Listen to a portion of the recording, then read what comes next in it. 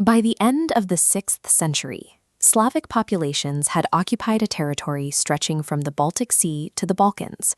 It was one of the largest demographic shifts in European history. Yet the people who redrew the map of Central and Eastern Europe left no early written records of their own. These migrants moved like a slow-moving liquid, gradually filling the vast vacuums left behind by decaying Roman and Germanic structures. Early historians relied almost exclusively on the accounts of Frankish and Byzantine neighbors, outsiders whose descriptions were often colored by political rivalry or a lack of direct contact. This map displays the distribution of East Slavic tribes during the 9th and 10th centuries. The clearly defined territorial lines shown here are likely the retroactive impositions of later scribes, rather than the fluid reality on the ground. Traditional literary analysis often compresses these multi-generational, decentralized movements into singular heroic events, or attributes centuries of evolution to the actions of a few individuals. Uncovering the mechanics of this expansion requires a shift in methodology. We have to look past the ink and paper, turning instead to the evidence found in the dirt and the DNA. In 2025, the Histogenes Consortium completed a genomic survey of the medieval world, sequencing over 550 ancient genomes. This map highlights the core ancestral region between the Dniester and Don rivers. From here, genetic data pulses confirm an outward migration into eastern Germany, Poland, and the Balkans. The pie charts show the varying ratios of admixture between the incoming groups and local inhabitants.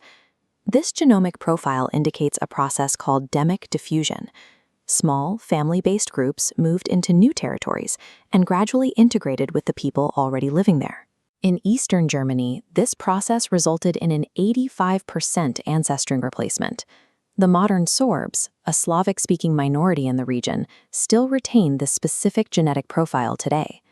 In Croatia, the data shows a hybrid community. The incoming groups mixed with locals to the point where the new ancestry makes up roughly half of the modern gene pool. These were movements of entire family units, organized around patrilineal kinship. They lacked a central imperial command or a military hierarchy.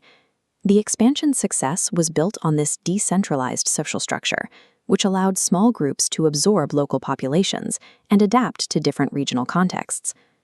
The year 863 is the traditional anchor for the cultural history of the Slavs.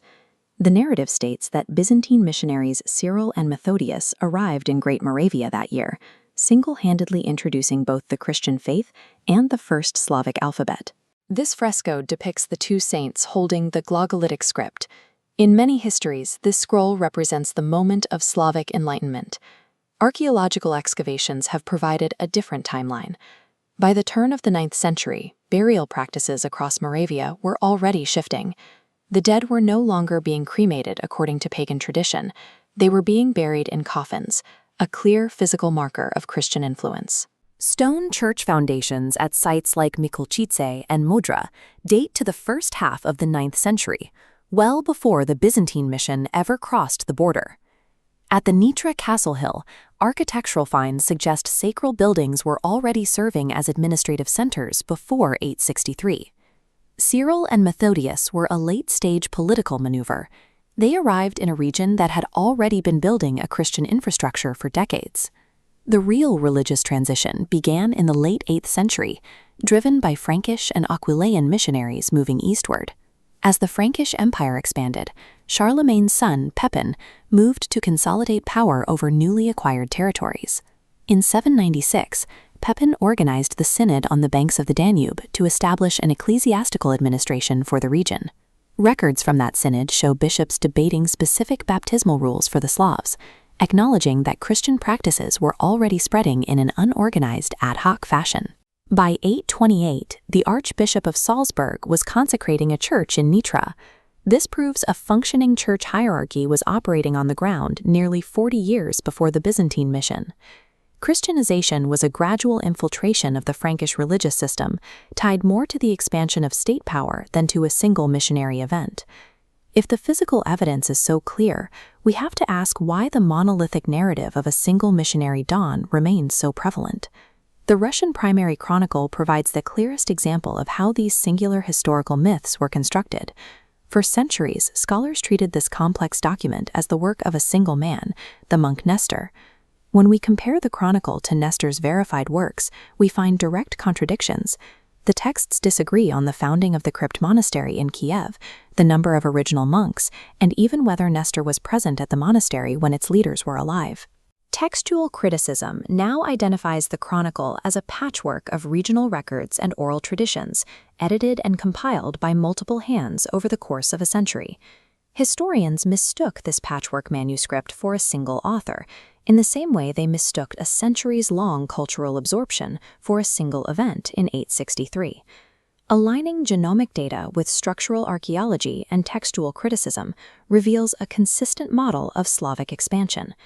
The ultimate success of this massive expansion was the direct result of a highly flexible, completely decentralized social framework. Because they lacked a rigid imperial center, Slavic groups were able to absorb local populations and gradually adopt external cultural systems through grassroots integration. This allowed them to populate vast territories while remaining resilient to the collapse of the empires around them. The appearance of Glagolitic script in the 9th century marks the end of this process, not the beginning. The script and the Chronicles were the final codification of a culture that had already reshaped the continent through centuries of demographic and religious infiltration. Reconstructing this history requires us to prioritize the evidence in the dirt and the DNA over the simplified narratives